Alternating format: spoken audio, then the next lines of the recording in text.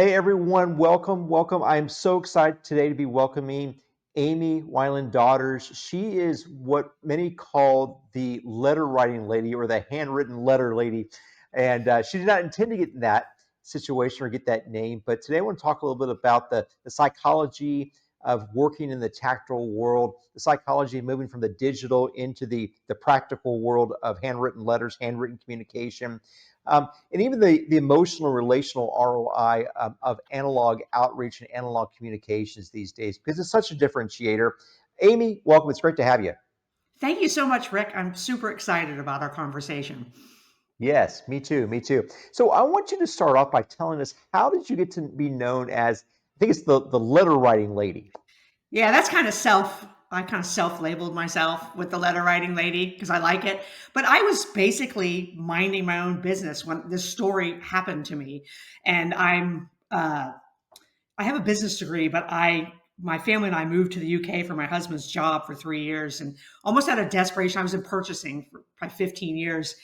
And out of desperation, I started writing because I'd always written on the side. I always liked my emails at work. And I sent my kids off to the village school. I went to the university and took history classes, but without a work visa, I kind of desperately started writing. So I became a freelance writer. My main gig was I wrote about college football.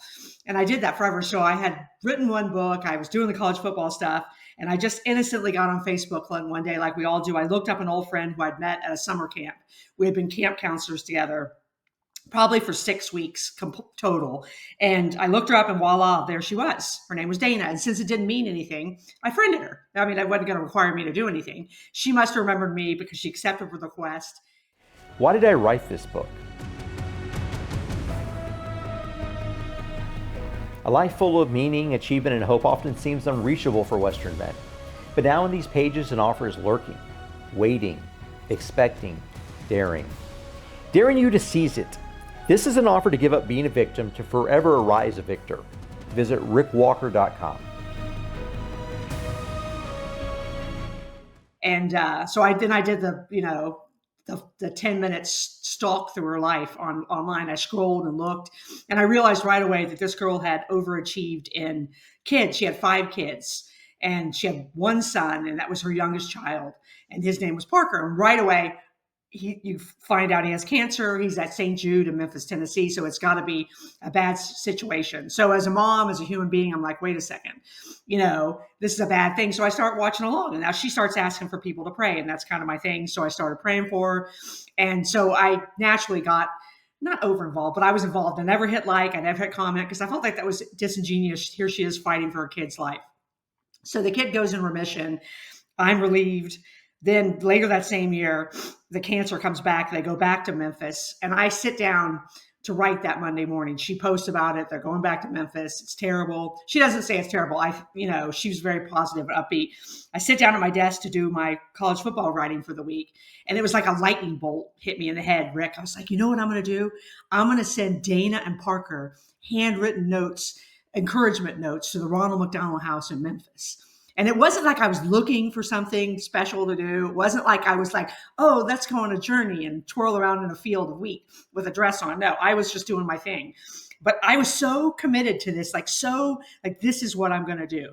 Despite the fact that I hadn't spoken to her or never met the kid, had no communication with her in 30 years, and I hadn't written anyone a letter in probably 25 years. I grew up, writing letters in the analog age, but it's not like I was running around doing this and was a proponent of it. So I start sending them, and I had a writing schedule. So they became my Sunday for Monday. I'd write the letter on a Sunday, or it was just a note, and then I'd mail it on Monday. And I did this probably 10 to 12 weeks. Didn't hear anything back. Kind of felt like I was acting crazy. And then at the beginning of the next year, and this is unthinkable, there's no good words for it, Parker passes away, and he's only 15 years old. And it's just devastation. And it had nothing to do with me, Rick, but I was like, so what do I do next? And it was like mini lightning bolt, keep writing her. But only this time, I'm like, where do I even send these letters? This is Facebook. So I remember her husband's an attorney. So I just start sending the letters there, which it's like different levels of me being irrational. But again, I was so bought into this idea that I was going to write her letter. So I kept writing her. Week after week, I'd write her. Week after week, I was like, this is crazy. You've lost your mind. This girl's lost her son, and you're going to send letters. And the letters got longer because you have to say something. What are you going Yeah. to say? You can only say, I'm praying for you so many times. And Yes. so then 4 months into this, when I'm just about to be like, okay, I'm fine, I go out to my mailbox. We lived in Ohio at the time. It's my birthday. So I'm kind of, well, maybe mom sent me a card. I pull out and there's this envelope on top, and it's a 10-page handwritten letter from this woman, Dana. And so she writes about her grief. She tells me about her kids. And at the end of the letter, she says, I wasn't going to say, I didn't know I was going to say any of that, but I feel better for saying it. So this kicks off 2 years of me and this stranger communicating through the US mail. We don't text, we don't email, we don't do anything but write each other. And there's this free space that gets created because she's not sitting in front of me when I'm writing. I'm not sitting from her. I don't even know if she's reading what I wrote. She has no idea if I read anything. So there's this free space where we can say whatever we want to with no expectation of a response. And it's so intimate because we're sharing on a level we wouldn't have. We said stupid stuff like, I know I've never told anybody this before, but I know I can trust you, stranger girl at the end of the mailbox. But one of the best things, Rick, is I didn't know. I knew she believed in God because she asked people to pray, but I didn't know, was she a Methodist? Was she a Catholic? Was she Jewish? I had no idea, nor did I care. I didn't know how she voted. I didn't know what her socioeconomical level. I didn't know how she lived. I didn't know anything except for what she told me and that I just cared about her deeply. Yes, because she lost her son, but we created this super intimate relationship. So about 6 months into this, or 8 months into this two-way exchange, it made me just look at everything differently. I looked at everything around me, including my own life, because I'm writing about my own life to her, and it's cathartic. I'm looking at it from the outside in. I was like, this can happen with this one girl, this one random girl who I knew nothing about. Like, what about these other hundreds of people I'm friends with on social media? Like, what other untapped goodness is out there? So I was like, then I went nuts. I went bananagrams. I had stationery printed. I put everyone's name in an Excel spreadsheet. I printed it out. I put them in little slips of paper. I put everybody's name in a box, and I started writing handwritten letters. And I didn't think I was going to finish. Kind of journaled my experience. I didn't mean to go on an intentional journey, but it took me 18 months. I wrote 600 handwritten letters to all these people, and it absolutely changed my heart, my life, and made me the letter writing lady because I found out that we all have this little simple tool in our toolkits that has just off the chain impact on people. I mean, and it can be used in any arena where there's two human beings trying to relate to each other. Oh, I love that. I love that. And it seems like there's probably some sort of dopamine, some sort of memory, this relatability with the past, and it kind of gives the recipient a little bit of power when they get this sort of this tactile connection to something from the bygone era is really what it is.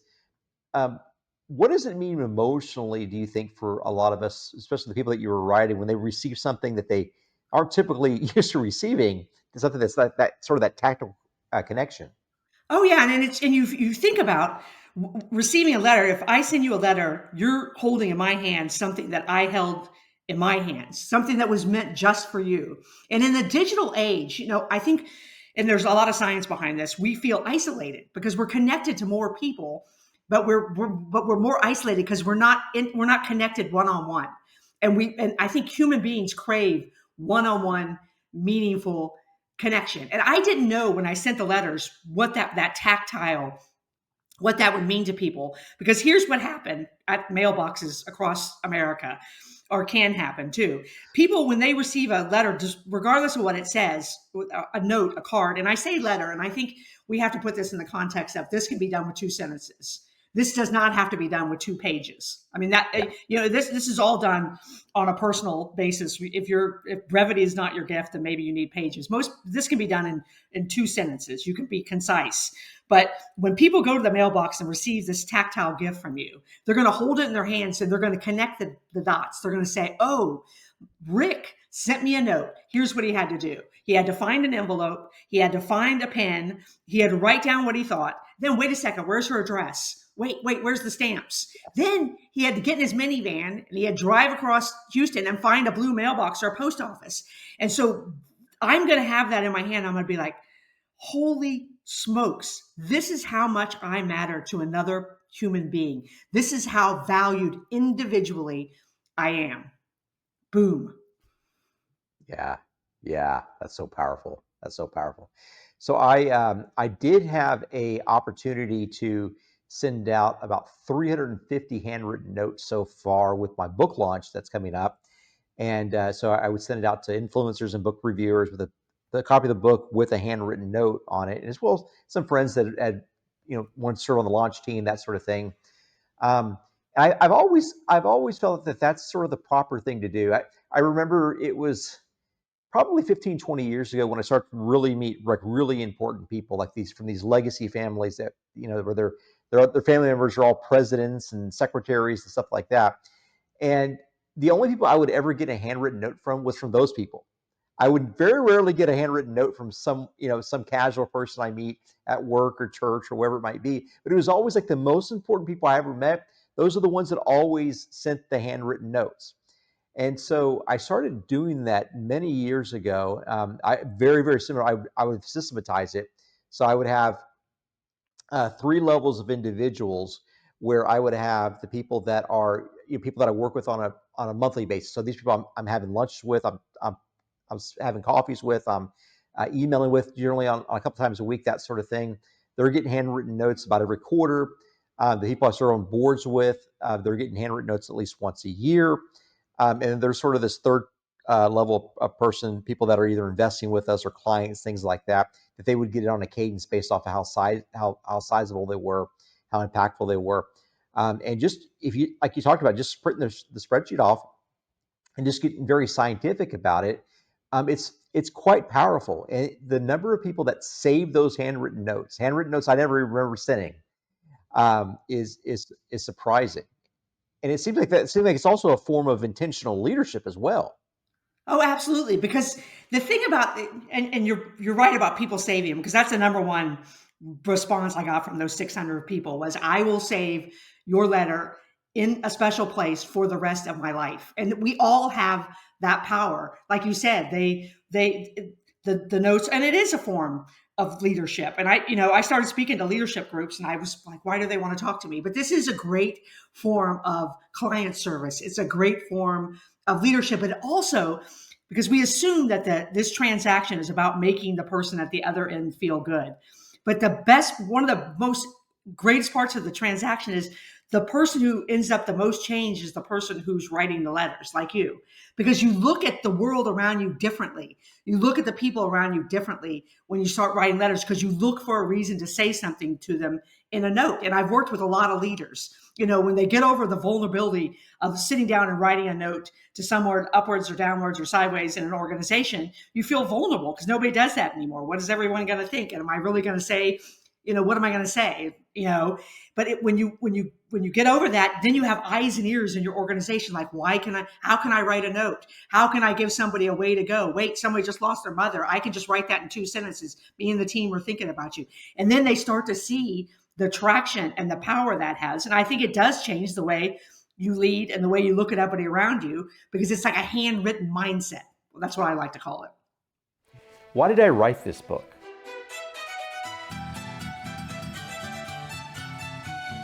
A life full of meaning, achievement, and hope often seems unreachable for Western men.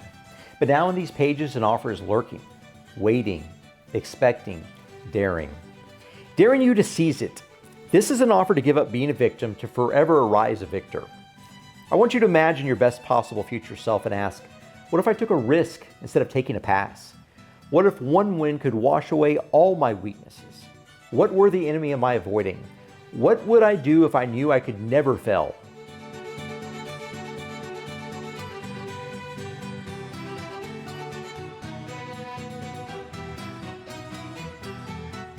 Imagine it, unbeatable focus, unstoppable passion, incredible resilience, true honor, flourishing family, and more, much more. Everything you need for a life of true and deep meaning. The once impossible is now accessible in 9 steps. You see, I want to rip away the comfort now enslaving your potential. I had to discover the steps the hard way, hidden where I least wanted to look, and the abandoned genius of ancients, the hard-won wisdom of warriors, the overlooked art of the masters, and not surprisingly, within my own failures. To walk these steps is to undergo a profound evolution as I personally experienced and now I share for the first time. Your personal journey begins now. Transformation starts with a single step.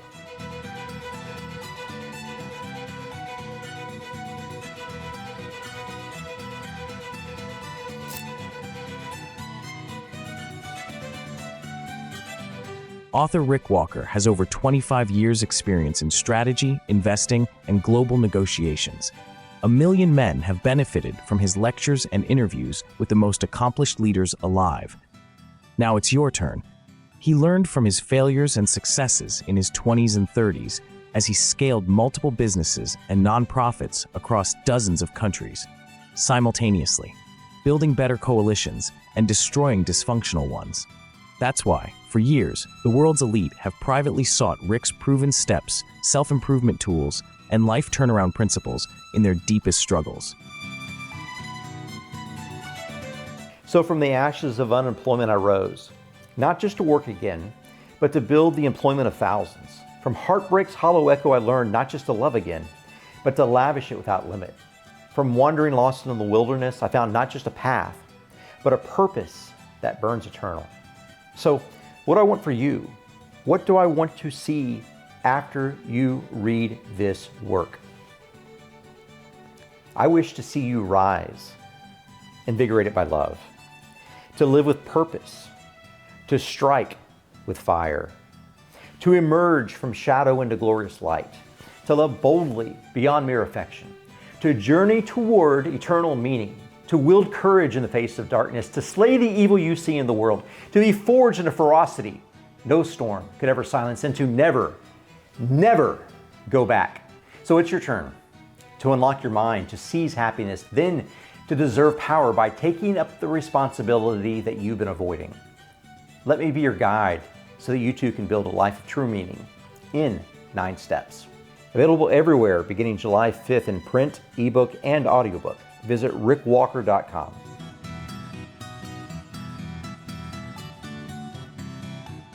So do you have certain go-to phrases or go-to moves, like when you're I imagine you're sending letters and postcards or note cards? Well, what I send now is I have just a journal, and this is something I recommend for personal, professional. I just have a notebook I keep next to my computer. And when I notice somebody, either from a work standpoint or a personal standpoint, who's experienced a big win in their career, success, or a personal uh, you know, success, or a tragedy, or they're dealing with something, they've lost somebody, they're somebody's battling cancer. Well, I just keep a notebook, and it's like tab support, congratulations, sympathy. And then when I see that on social media or I hear about it in real life, I put it in the book. And then every morning I get up, the first thing I do when I sit at my desk is I write that person a note, and it's probably 6 sentences. So that's the way I practice now. After all the letters, that's what it's come to, or a special birthday. But I could fill all the days, the rest of my life, with the things I could come up with to write people little notes about. Wow. Wow. And so it seems like you've really built a highly relational network because you've done such uncommon actions. You've done basically the opposite of what everyone else is doing. Um, have you found, with in addition to the one story you told us at the very beginning, have you found that you've developed new friendships, or are they primarily deepened existing friendships and relationships? Well, I think it definitely, those letters I wrote to the Facebook friends, those relationships absolutely were have more depth because of the letters. Because when you reach out to someone with nothing but goodwill on the line, and then especially if they respond to you in kind, well, it takes really, it takes that all that divisiveness that we experience as a culture, and though it's still like what we believe in still matters profoundly, it cannot dictate who we can and can't listen to, respect, and care about. And so for me, there was a great shrinking of the chasm, especially those people I knew didn't believe or vote the same way I did. It really took that and put it to the side and said, yeah, that's still important. But what's more important is the fact that we're connected. You have a real, messy, beautiful life, and we're connected for a real reason. And that overshadows. And that same concept can be, again, it can be utilized, the little note writing can be utilized in any place where there's 2 human beings that need to relate. Because I looked at this story as an inspirational story until I started speaking about it. And then I realized it's applicable anywhere, in any arena where there's human beings trying to relate. So how can there's a lot of young men that watch this podcast, how can young men, especially young men that have grown up on digital devices, they live in the digital world primarily. How can they use handwritten letters, handwritten note cards, sort of the the analog communication methods to build and maintain relationships, not only with like their peers and their friends, but also their mentors and even clients? Like what are maybe two or three actionable things that you'd recommend for younger men that are just sort of starting out in their careers? Right. I think the things you would send someone an email about, thank you for, thank you for the opportunity. If you just started out and you have a boss who's given you an opportunity, where you've been given a project or something, you just get, and this, you don't have to overthink it. It's a simple note card. And for guys, it makes the purchasing of stationery a little bit different, because I think a lot of the stationery that's manufactured is directed towards women. If you go on Amazon though and just get a simple plain card that's like 4x6 with nothing on it and an envelope. I mean, you could get fancy and get your name on it and all that if you get into it, but that's not necessary. And all you do is get that simple white, plain, blue, whatever you want card, and you write, "Dear," your boss's name. "Thank you so much for the opportunity with this project. I really appreciate your confidence in me," and your name. And it's just about being sincere. And that's all it is. Is you can be brief and sincere. And really, I really think it packs more of a punch, especially if you're doing it from a professional standpoint. If you're just brief and absolutely sincere and don't overthink it. Yes, absolutely, absolutely. So just for a lot of the guys, just from the male angle here, my note cards for years have just said from the desk of Rick Walker at the top, and a Perfect. simple line around it. I don't, if they can't read my handwriting, they at least know who it came Right. from. But it's professional. That you have a work desk, but you also have a home desk, and it it, it also sets you apart that like this is something that you actively do. You're someone who's intentional. You're thoughtful. You're organized Right. enough to do this. Right, and you're going to sacrifice time because even if you're going up chain and addressing a supervisor, that supervisor is going to feel valued as a supervisor because they know you took the time. And there's empirical values that support uh, what the value of making someone feel valued. And that Yes. can be done in any direction. And yeah, and from the desk up, that's perfect. And Yeah. again, a few lines, and it could be thank you. It can be because as human beings, we recognize what other human beings are doing, and you just have to not cash in on that, but just trust yourself and trust your humanness just enough to get over the hurdle of being like, what are people going to think? Because I still experience that when I write people, and I did it 600 times when I wrote all those people. But uh, for instance, somebody just lost their mother. "Dear so and such, the team and I are thinking about you. We're so sorry about your mom. Sincerely," and your name. That's it. And those things, those touch points in life, those big moments. I've done so many podcasts and talked to so many people who save cards or notes when they've lost a parent, when they've lost a pet. And again, you don't have to get all up in your feelings. You can say it in a sincere way that's still professional, but I cannot tell you, minus a check for $10,000, that's the only thing that's going to override this act. And I know that from experience. There's a lot of feelings in this topic, but there's been so many studies about how, a handwritten item, writing the handwritten item, receiving the handwritten item, the tactile thing, how this affects people in a different way than almost anything we can do, especially in the world of AI, because this is emotional intelligence, Rick. This is what this is. And it makes the AI, the chat GPT, all of it makes this pack an even bigger punch. It's a Yes. home run hit. Absolutely. Absolutely. Absolutely. Um, let's shift to content, like what we should be writing, because obviously we don't want to be writing cringy or cliche stuff. We don't want to write roses are red or anything like that on there. um, I've generally, I guess, give me some feedback on my longstanding routine of this. I've always either written something very short, 5 to 8 words, something like, "I appreciate your leadership, onward Rick," something like that. Or I'll drop a quote, or I'll drop a miniaturized excerpt from scripture, whether it be the Tao Te Ching or the Jewish scriptures, the Christian New Testament. I'll drop something like that. So, for instance, I received an email from Jordan Peterson with the address for me to send my new book to him, and I wanted to write an inscription to Jordan Peterson. I have an immense amount of respect for him. He's done so much for men. And so I opened the book and I started thinking, well, what am I going to write to Jordan Peterson? Because he knows everything. He's literally the smartest person, maybe in the Western Hemisphere, but he's extremely brilliant, no matter what you think of him. And I thought, well, probably short and dense is the best thing, and it's got to be sort of symbolic of something else that he would be able to tell a story about what I wrote there. Because I don't have very good handwriting, so I've got to take my time with it.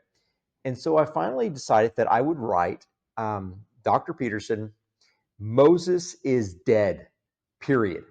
And I signed my name. And a lot of people, like he's very scripturally trained. They would know that that's the first couple of sentences out of Joshua, where the Israelites are prevented from going into the promised land until God tells Joshua, Moses is dead. Now you go forth. Like the old ways are gone. Your past is past. Move into your future. Um, but I think being thoughtful and being brief and being dense has always been a tactic that I've taken as a man who does not have very good penmanship. What sort of advice or phrases or structures have you found helpful, in your career? Well, I think the brevity is the key, male or female, but I think especially for males that I've worked with, because you do feel more vulnerable. And, and I know, I think of my own husband, he doesn't want to get up in other people's feelings or his. And so, but I think just trust that. I think the thing I tell people the most about letter writing, like Moses is dead, that's brilliant. But if that's not, but if you don't, if your brain doesn't work that way, it's just about being sincere. And the less words you use, the more confident you can be in the words that you use. But it's as simple as what you're thinking in your head. Like, Rick, thanks for letting me be on your podcast. What an honor to speak to you, Amy. But I also think being specific when you're dealing with, especially when you're dealing with a direct report, I think that helps. But you can be specific and be brief at the same time. Like, that idea you had was incredible. The idea about blah, blah, blah you had was incredible. I can't wait to see what you do next, Rick. Yes. Yeah. But don't write like I'm a big fan. No, no, no. Because Don't get, yeah. yeah. Yeah, don't take it to the next level, because if it's a professional relationship, just keep it. Just because the act of a letter or a note is personal, the relationship is still professional, and then therefore the note is professional. And that's the thing, because we feel like it's a personal act. That's what gives it value, but it's still what you would put in an email. You wouldn't, just because you're writing it with a pen doesn't mean you'd say something you wouldn't say in an email. You're just using another form, another mode of communication. And your handwriting is what's going to make it personal. And the fact that you signed your name is almost like autographing it. I worked with this women's leadership organization, and there was this woman who I've continued to work with. She had like 2,000 employees, and she said she really had to make herself do it. And she started with one note a week to an employee, and then she went to two. And she said she walked around Cubicle Row about 8 months into it. And she said people had these things on display as if it was like an autographed football from, your favorite college football team. And she said she could not believe not just the impact it had on the employees. I mean, they were like badges of honor, but the impact it had on her. Because, like, again, she looked around at the people around her differently, because she had this handwritten mindset. Like, how can I thank these people? How can I use this to, because it basically just spreads hope. Yes, absolutely. Absolutely. Yeah, for many years when I was sort of actively managing the companies, I would always handwrite letters every twice or at least once a year to all the employees. But you've got to start lowering the organization. It seems to me, because if you start hiring the organization, um, it gets diminished when they find out that you sent notes to their subordinates for some reason. But when we Oh, sort of build up there, you kind of create a little bit of energy. You also create a little bit of jealousy in the middle of the higher ranks. well, Uh, and that's the thing. It doesn't have to be a mass, like, you don't have to try to get no, everyone. And, yeah, and I would be choosy too about, if you go two rungs down below, that it's for an exceptional reason, like you yes, said, that not everyone is going to get. So now, if you work in a smaller organization, then this is something that can be used sparingly. It's so powerful outward facing with client, especially referral based, clientele. I mean, it's so powerful. And if you want to gauge that, the power of a handwritten note, look at all the companies who are employing software and hardware to make it look like they hand wrote you a note. And I get that you can't write thousands of them. I mean, I'm somebody who wrote 600 and I'm still tired from it. But they're spending, they're investing in basically something that you could do yourself. Yes, yes, yes. Yeah, what I found helpful is, like I mentioned, systematizing it. And obviously, you want to send the letters to the people in your organization whenever they have some accomplishment of note. But eventually, you sort of run down toward the end of the year, and you got to send people notes that didn't really do anything remarkable that year, and so you write those notes accordingly.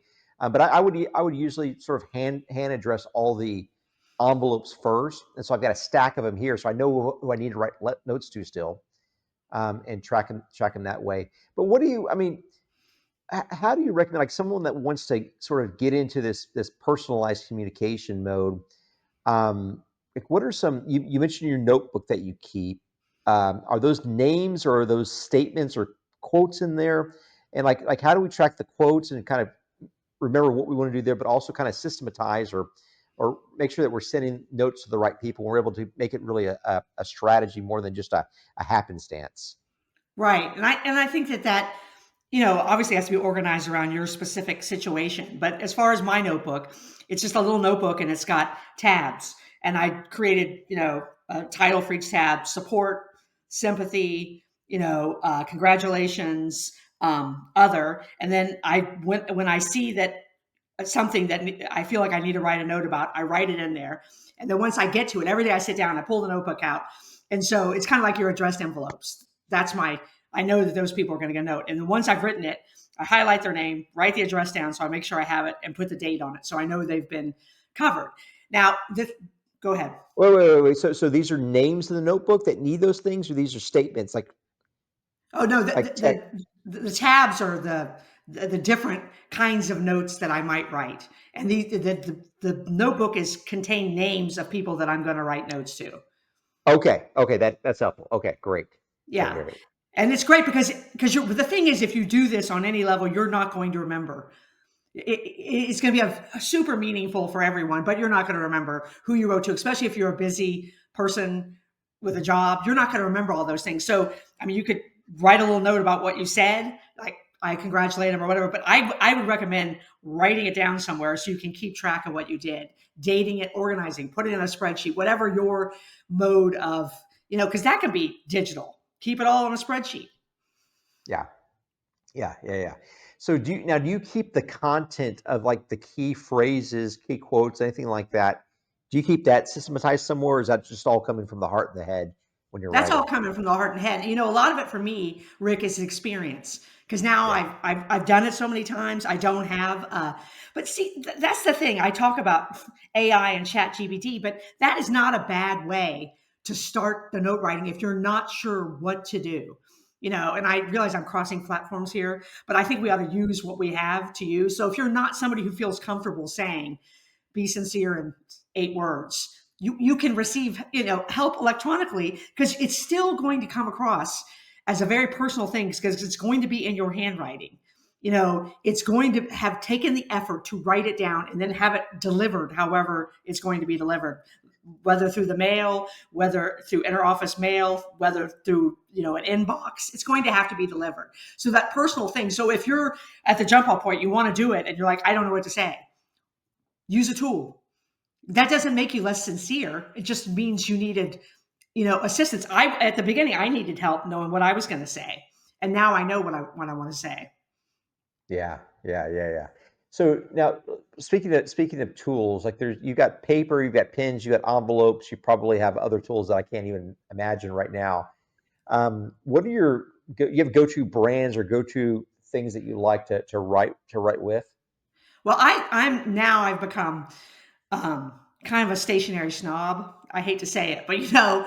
and then you when I started to realize, Rick, what the letters meant to people, Well, you want it to be a high quality experience because you're doing something that's going to make a difference. I mean, Yeah. honestly, you're participating in making other people feel valued and seen, whether it's professional, whether it's personal, whatever your context is. So I prefer nicer stationery, but that's as easy as you can still go to Barnes and Noble and buy stationery that's not feminine, that's not gender based, that is nice stationery, nice note cards. It doesn't have to be Yes. stationery.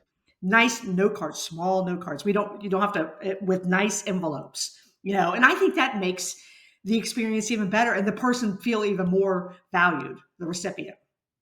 Oh, absolutely, absolutely. I've found that as long as the paper has some sort of texture and a little bit of weight to it, that's highly helpful. Like, you can fake it. You can fake that it's not the best of paper, but it's still decent there. And Home Depot, I mean, excuse me, Office Depot, Office Max, Staples, even Target generally has some good options there. What about pens? Are you a pen snob? Oh yeah, I'm a pen snob, but I mean, but my favorite go-to pen brand is Pilot. You don't have to buy a Mont Blanc pen to get this done. And that's the great thing about Amazon. I mean, there's some Japanese pens that I love, but you have to find what makes you feel comfortable, what you think your handwriting looks good at. Like you said, if you slow down, and that's part of the brain side of this, the process of handwriting anything down, it it uses both sides of your brain instead of it's bilateral stimulation. So you're using, a visual cortex map, and then you're using a motor cortex at the same time to, you got to form the letters, and what you're going to do is you're going to learn more along the way, and it does something. You said endorphins, but handwriting asks you to slow down and think carefully. In doing so, it takes from what's usually an act of recording and makes it an act of learning.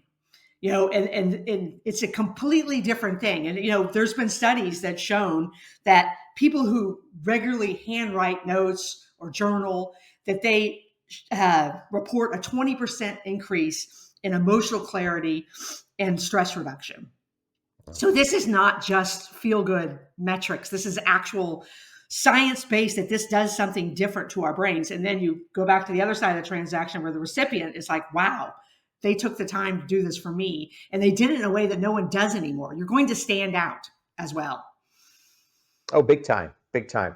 Yeah, I've always felt it helpful. This is me sort of coming from my salesy, businessy background. I've always found it helpful that if there's someone that I'm trying to connect with, someone that's, out of my social class, out of my network, I'm always trying to find a reason why I can send them a note. If I can send them a handwritten note or a couple of handwritten notes, ideally with like a torn out newspaper article, some sort of actual physical thing that's relevant to them. Over time, I'll be able to get those meetings and get those emails answered and that sort of thing, because there's some remembrance of my name in a different way, that if my name had just been digital, my name is just digital, it it seems like it's not the attention is not there. But if it's physical and there's some sort of correlation between the information, the data set in my physical name, and the kind of the materiality, the textual sensation of that. It seems like there's something more like stickier with that. Oh yeah, it resonates with people because we have it's something inside of us that we need or we're drawn to, because and our handwriting is a part of our personality that we've kind of left behind. And so you're showing a part of your personality, and that's why you're standing out. That's why you're going to get the meeting. And I love the idea of tearing something out of a magazine or a newspaper, because that's tactile again. Because I could just forward you a picture, or I could just forward you an email and give you an article link. But oh my gosh, I'm going to read that. I'm not going to read all the other stuff you sent me, but I'm going to read that, and I'm going to remember, that you did that. And it's such a powerful tool. And you said a great thing at the beginning of this conversation. You said that why is it that the people who are the ones who send you a handwritten note are the people that you would never expect, that they're way up at the top of an organization. They're like the famous people, the zillionaires, and there's something about it is part of a personality trait. And I'm not just handwritten letters is just a good example, but it's something that people have that gets them to that next level. It's because, you know, one of the first handwritten notes as a young married couple, and this was after letters were written. My husband worked for this organization his whole career. He's worked there, and I threw a party at my house, and everyone came, and I was super nervous because all these young executives came to the house, and the only person who wrote me a thank you note was the owner of the company who paid for the whole thing. And it's just a testament to who he was and why he was so successful, and that I felt connected to him because of that letter. And that's exactly what you said earlier in the conversation. He stood out to me, you know, and so therefore the implications of that is I'm like more supportive of my husband's insane work schedule because this guy sent me a note thanking me for a cocktail party. Yeah, absolutely, absolutely. Well, I think there's something sort of future forecasting about how people act. So for instance, the thing that we're talking about, the personalizing, the handwritten letter, the taking notice, the extension of gratitude to people and encouragement to keep people. That's sort of a noble act. That's a noble act. And even if you're not a noble person, you practicing that noble act, it begins to sort of reinforce that idea that you could be a noble person one day in your future. Same thing with success, same thing with gratitude. It seems like these are all sort of self-reinforcing sorts of actions. So whether or not these individuals that are highly successful grew up in that sort of environment or they trained themselves to be in that environment, I suspect these people did not begin life at the pinnacle of success. There were certain attributes and habits there that sort of built them into that sort of person that they are now. And I don't think it's any accident if you look at the correlation that the most successful people are also the people that take the best care of people and they're most attentive and most appreciative of Right. people and the small things. Right. That's very well said. I I had a conversation many years ago with a gentleman whose father was a very powerful a man in the federal government. He ran for U.S. Senate. He won at one point. This is back in the 70s, and they had one rule. His father had one rule, and he had his two or three sons there. I think his two sons there helping run the campaign. Is that every handshake, every hand that I shake gets a follow up handwritten card. Wow. Now, someone that's running for Senate, on Sundays they're going to go to 6 or 7 different churches, and they're going to shake Right. 2,000 hands every Sunday. And he said, no excuses. Everyone gets a handwritten note. If the pastors want me to show up, I'm getting their names and addresses of all those individuals. And so they would track that. And that was their main job, is to track who was to get handwritten notes and who hadn't gotten one yet, and to track those. Because he was so committed to that personal touch. It's so old fashioned, but it's also one of those things that um, you kind of own your terrible handwriting sometimes. Some people have fantastic handwriting; they kind of write the notes, but obviously that terrible handwriting, it's an issue there. But I don't think it's a coincidence at all that the success and the personalization are so intertwined. What do you think about sort of cursive versus block lettering? I mean, do you switch or do you use the same tool like because Well, cursive for like a lot of the younger guys, the younger gals, they don't use cursive anymore. no, I think you use what you use. And because Okay. there's something so in the world of Instagram where we can filter everything and oh my God, look, she looks like she's not what age she is. It's so refreshing to receive something. And you don't want it to be messy. I'm not advocating that at all. You want it to be nice, but that your handwriting, it is so refreshing that it's not perfect. There's something so refreshing about that. And whether it's cursive or whether it's block lettering, I don't think that matters. I think you have to do what's most readable probably first, and then not worry about what anybody thinks, because it's just, again, the word is refreshing to have someone present something that's personal and not filtered. And it's why we're drawn to film photography. It's that pendulum swinging the other direction. It's a powerful tool because no one's using it. Yeah. Yeah. No, I love that. I love that. Why did I write this book? A life full of meaning, achievement, and hope often seems unreachable for Western men. But now in these pages, an offer is lurking, waiting, expecting, daring. Daring you to seize it. This is an offer to give up being a victim to forever arise a victor. Visit rickwalker.com.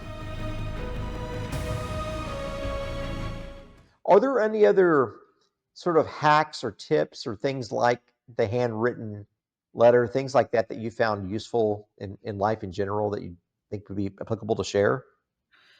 Um, I don't know. I think that we all have, I mean, like an overriding thing is, we all have something great inside of us. And I think we live in this culture right now where we want a blueprint for exactly how to, we all have something great inside of us. If we could just get out of our own way for just long enough to take one step forward and trust our own crap, I think this world would be off the chain, such a great place, because I think we're inherently driven. I mean, we all have something inside of us that's great. I'm not saying great as in we're going to make $1 zillion, but great in a way that's going to change the world. If we would all just encourage each other to step off the platform, like, do the insane thing, and just trust yourself and then know it could go miserably bad or it could be, like the biggest success ever, and I love that Teddy Roosevelt quote that says about the man in the arena.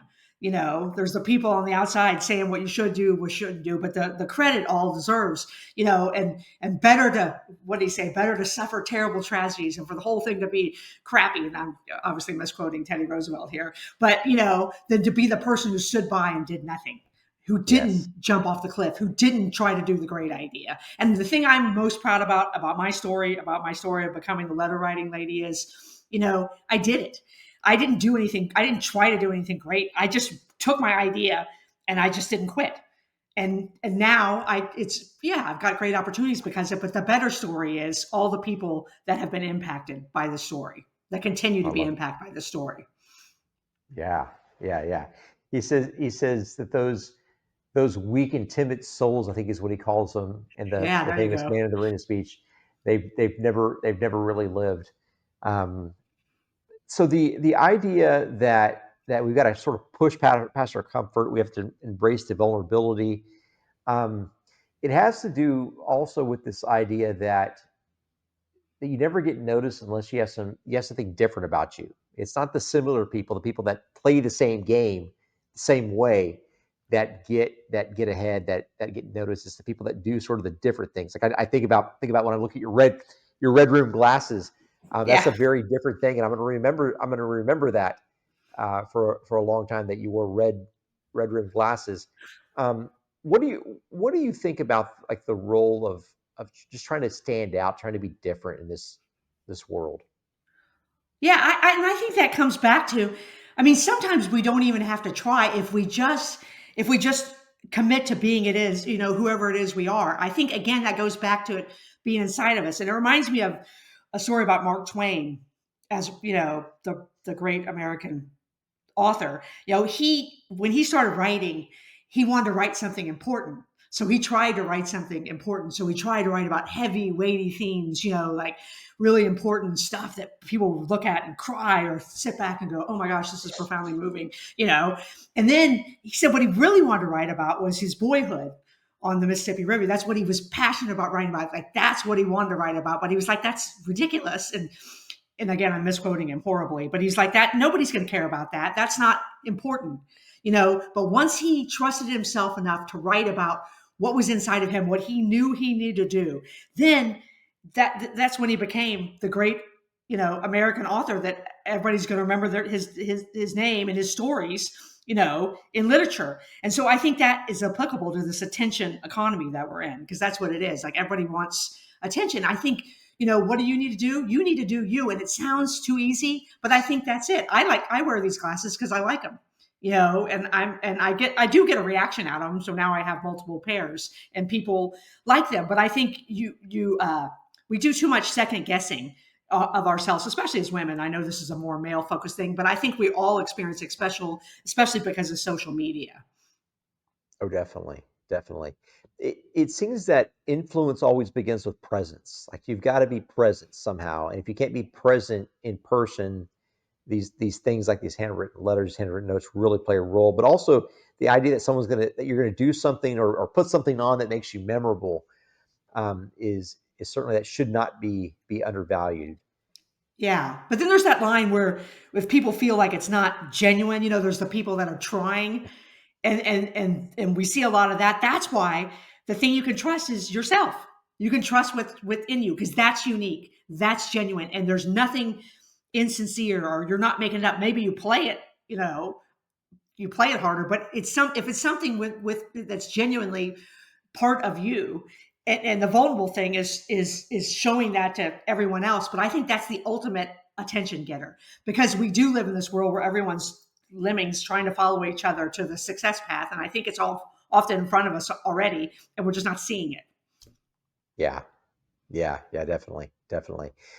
You also have written a couple of books.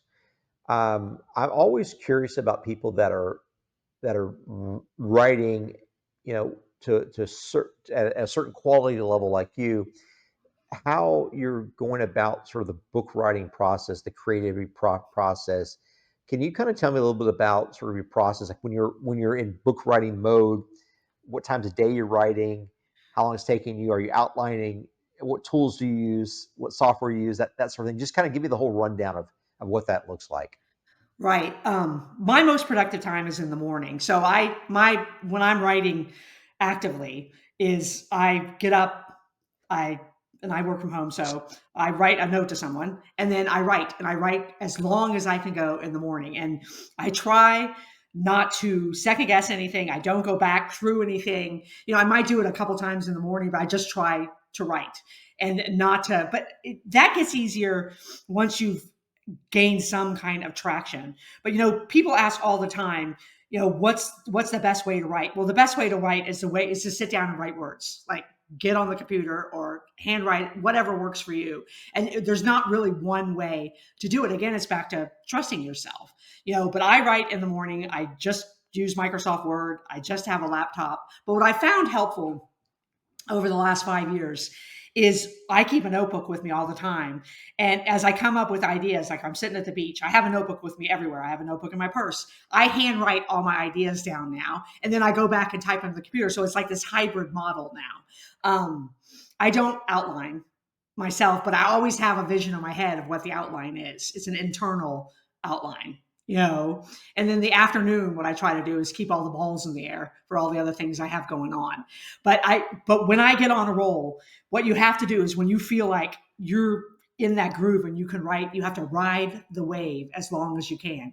And that means if you feel like you're on a trip for work and you have to pull over, and you got to do it while you can do it, because the wave does not last forever. And I think that's true of everyone who creates. So you got to jump on the wave, and then you got to trust it and just go. And then what you're going to end up with, you're going to write 20 pages a day, and all of a sudden, oh my God, bam, you're going to have a book.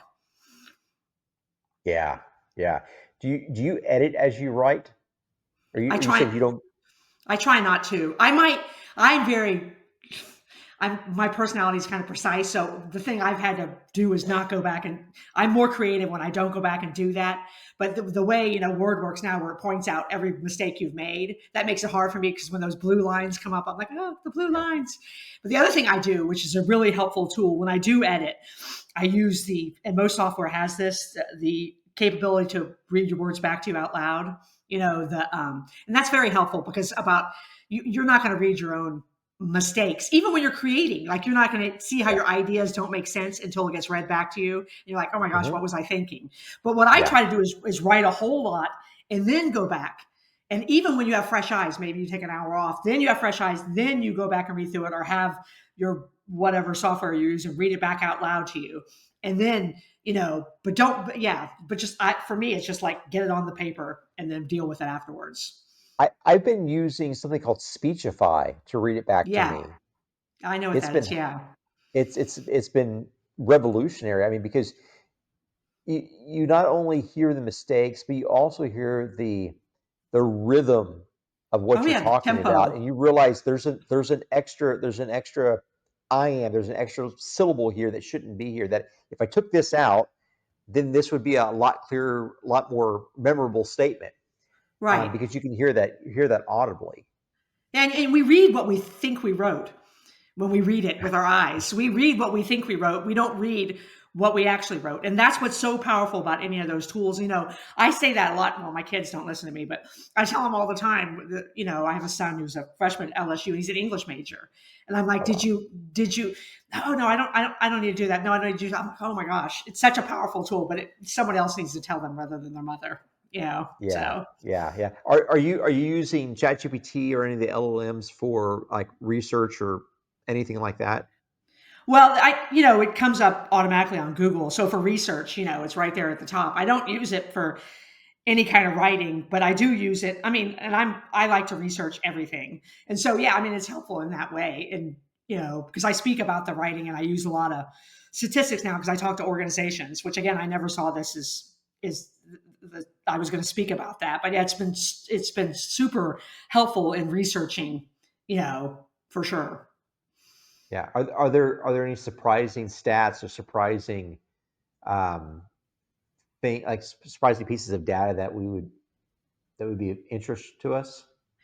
Well, I think what I read was 56% of employees in the United States don't feel valued at work. Because I went through this whole research of, can I put an empirical value on these feelings about letter writing? And the numbers are staggering about, I've got them right here. Uh, uh, about the difference when people feel valued at work. Let me pull this up. And the belonging and feeling value equaled a 56% increase in job performance, a 50% increase in retention probability, and a 75% reduction in sick leave use. And according to the same study, the full benefit of everyone feeling as if they belonged and were valued would result in an annual savings of more than $52 million in a 10,000 person organization. And so these are Yeah, metrics that again, they're beyond feelings. And it's a simple, as making someone feel valued. And this note writing is just an easy tool to, make people feel valued. So, certainly, certainly. So what would happen to a young man maybe starting off in his career, 25 or so, 35, something like that, who decided that he wanted to give the handwritten letters or handwritten note a good solid chance, and maybe wrote 100 of them over the next year. Every week he's writing two of those and just sending them out, regardless of feedback, regardless of what would happen to a man like that, in your opinion? well, I think it's going to turn not just his career probably on its head, and it may be a slow trajectory, but it's going to make a difference in every level of his life. I feel like because he's going to look at the people around him differently. He's going to be received differently. He's going to be treated differently, and I think he's going to have opportunities that other people might not have personally and professionally.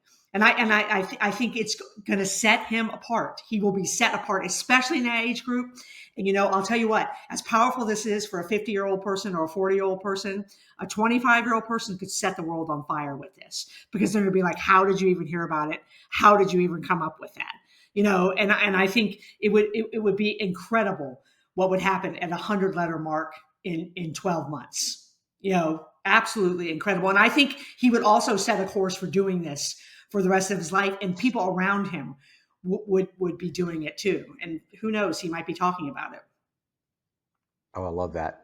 What a great place to wrap up. Amy, what's the best way for people to connect with you and to follow your work?